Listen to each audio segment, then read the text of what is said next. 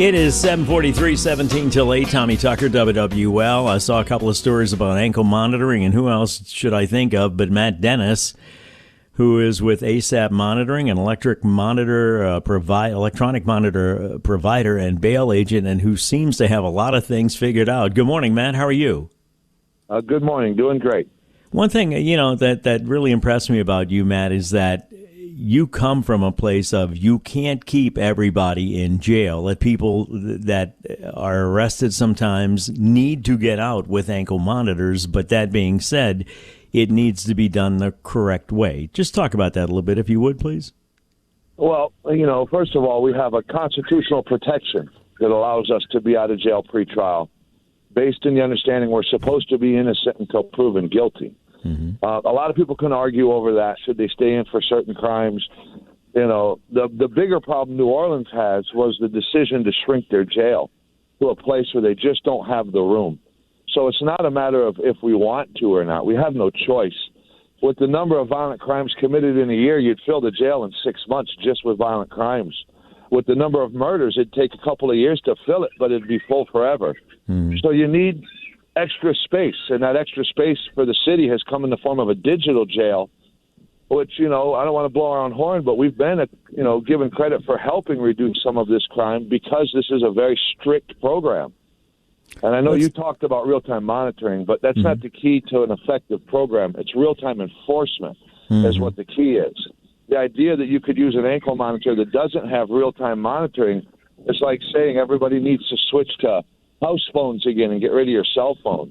I mean, that's technology that's been outdated for a decade or longer. So I think that pretty much covers that. Yeah, and when you say real-time monitoring and real-time enforcement, that's a big difference, especially when you talk about Jerroy Johnson, who was arrested facing second-degree murder charges for killing that Jefferson Parish Corrections deputy. Talk about that, please. Well, the problem with Jerroy that I have is and I don't want to be misunderstood. New Orleans police work very closely with us. They're great. They do a great job. 2 years ago, we asked them, please start using our program. Use proximity reporting. It allows you to know where a person's at. It allows you to know if a person was at the scene of a crime. And it does that without invading the people's privacy. They ask us to look at the scene of a crime. We tell them the ankle monitor 1, 2, 3, 4, 5 was there. Mm-hmm. And then they open up that ankle monitor and do their investigation. The problem that you have with that process was there are a dozen or more different manufacturers, and they all have their own software, and none of them cooperate or share their information with each other. So for NOPD to actually be able to do proximity reporting on their own, they would have to log into as many as a dozen different company softwares. So what we did for free to the city was we created an offender management system that brings all of those different manufacturers to one place, and it allows even the media or the public to do a simple search and determine if an individual has ever been on ankle monitor. My only problem with Jerroy Johnson was on June the 1st, when he allegedly committed the shooting, NOPD followed our training and looked at one of our pieces of equipment, but they did not look at another one. We have other equipment, multiple other equipments, and they can't look at those because of the software. And real quick, just so you understand, the software on OmniLink allows us to take one individual and let NOPD look at that one individual, protecting everybody else in the program from being searched. The other program that this individual, Jerroy, was on is a program called Track Group. Their software does not allow us to do that. For me to let NOPD to look at one individual, they would have to be able to see all of them. I trust NOPD would not look and use it as a fishing expedition, but that's not how law works. So NOPD's own internal policy does not allow them to look at the Track Group software without someone being there to make sure they're not fishing other individuals. By using the offender management system on June the 1st, they could have easily gone to our website, clicked on the media link, public search, and just put in Jerroy and hit enter. They would have instantly known he was on an ankle monitor, and they would have known who was providing that service.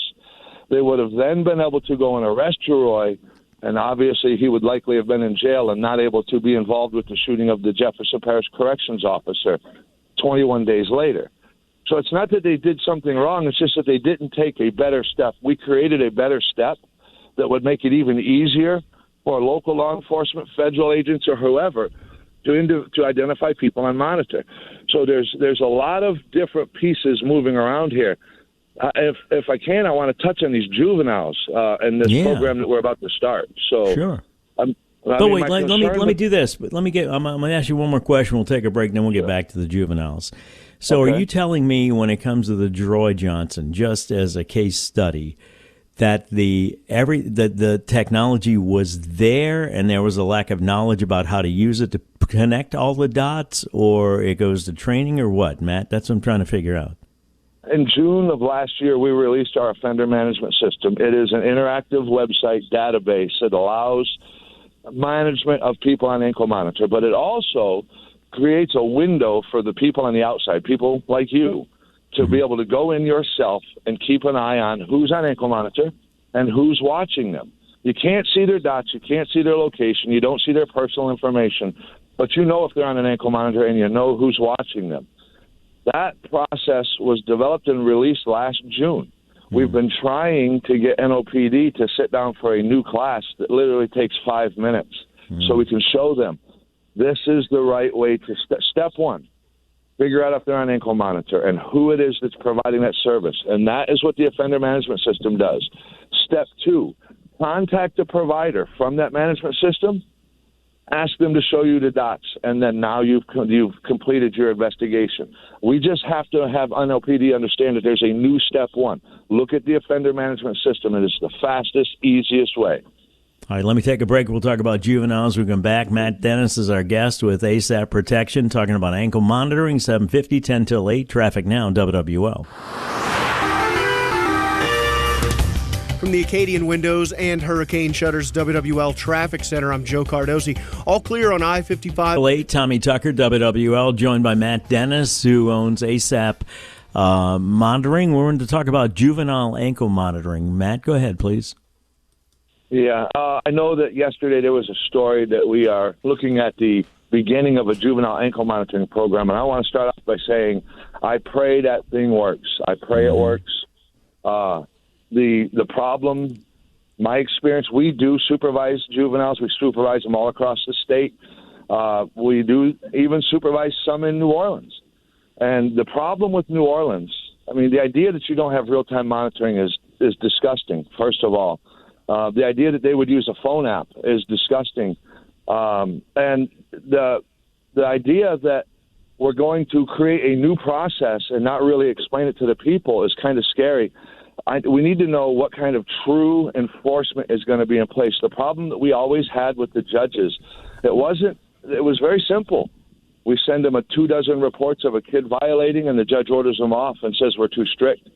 If this is going to be the continuation, if that's going to continue, then this is going to blow up in the city's face. And I would warn any politician that hitches their horse to this idea to be careful, because so what is the idea, Matt? What is the idea as opposed to what you offer? I'm confused with the app and all that.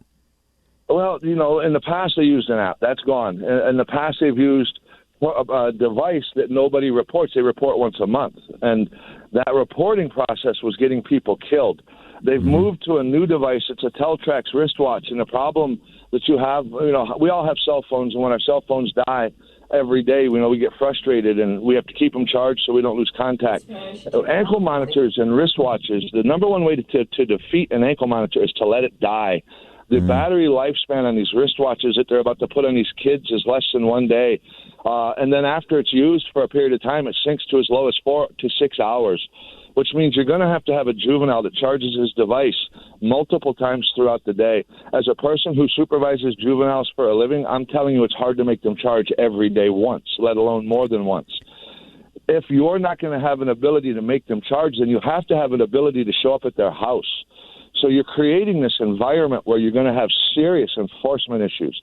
And there's no possible way you can get around it. The battery is the number one way to defeat an ankle monitor. Don't charge it. And it depends on your manpower. But wait, hang on a second. When the battery goes dead, you get a notice, don't you, Matt?